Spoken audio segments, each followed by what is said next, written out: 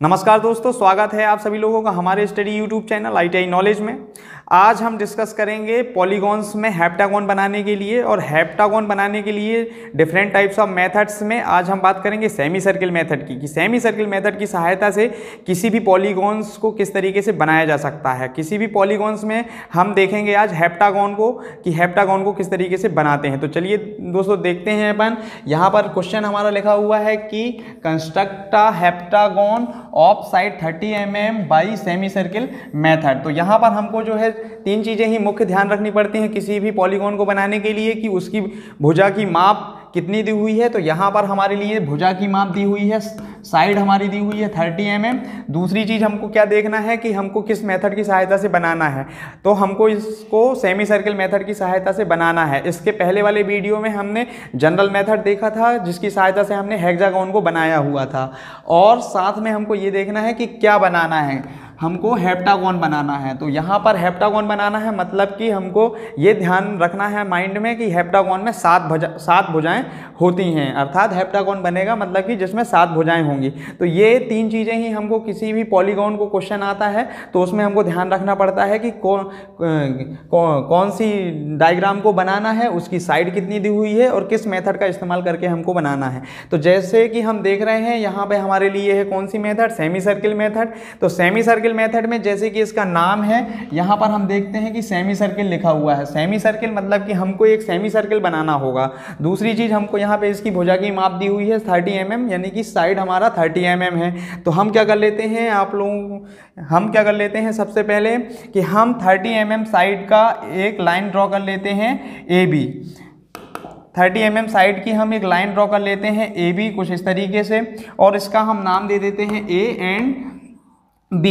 उसके बाद हम क्या करते हैं, हमको सेकेंड स्टेप में ये ध्यान रखना कि सेमी सर्किल मेथड है, तो सेमी सर्किल है मतलब कि हमें सेमी सर्किल बनाना होगा।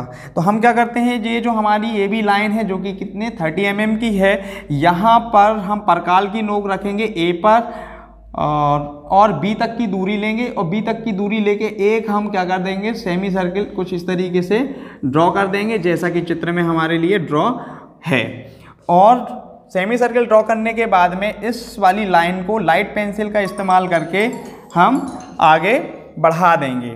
इतना करने के बाद तीसरा स्टेप हम क्या करते हैं कि अगर हमको कोई भी बहुभुज बनाना है तो हमको देखना है यहाँ पर उनकी भुजाओं की संख्या। जैसे कि हमको यहाँ पर हेप्टागोन बनाना है तो हेप्टागोन में भुजाओं की संख्या होती है 7। तो हमें इस सेमी सर्किल के उतने ही इक्वल पार्ट करने होते हैं। यदि हेक्सागोन बनाना है तो हम देखेंगे उसमें भुजाओं की संख्या 6, तो हमें उसमें 6 भाग करने होंगे। तो हेप्टागोन है तो हम 7 इक्वल पार्ट्स करेंगे इस सेमी सर्किल के। हमें पता है कि ये सेमी सर्किल में जो एंगल बनता है वो कितना बनता है, वो 180 डिग्री बनता है।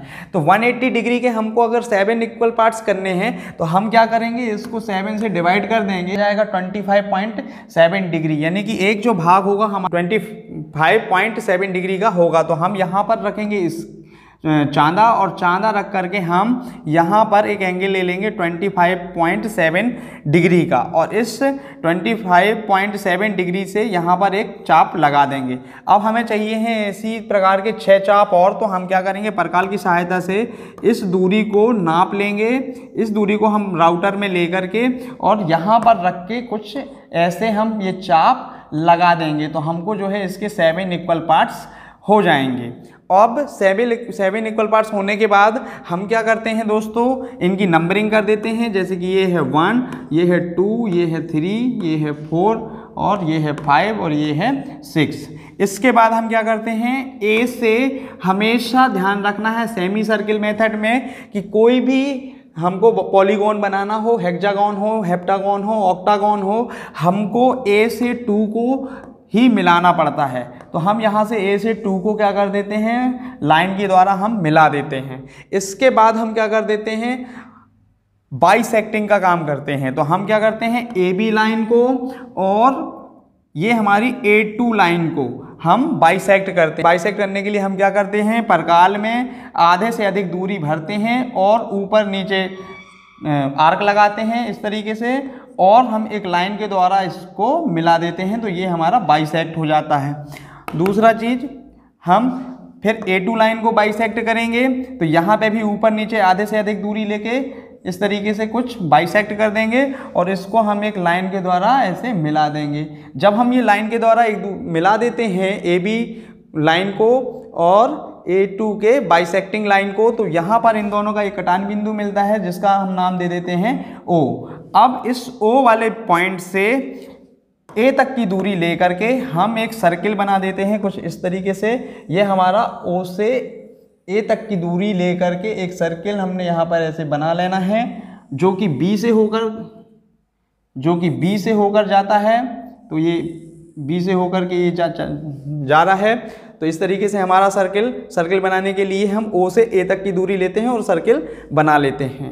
अब इस सर्किल में हम क्या करते हैं, AB की दूरी लेकर के हम 5 चाप काट लेते हैं। यहाँ पे B पे रखेंगे, एक चाप ये कट जाएगा, दूसरा चाप ये कट जाएगा, तीसरा चाप ये कट जाएगा, चौथा चाप ये कट जाएगा। तो कुछ ऐसे 4 और ये वाला 5 ऐसे चाप कट जाते हैं और फिर इनको हम क्या करते हैं, आपस में एक दूसरे से मिला देते हैं कुछ इस तरीके से।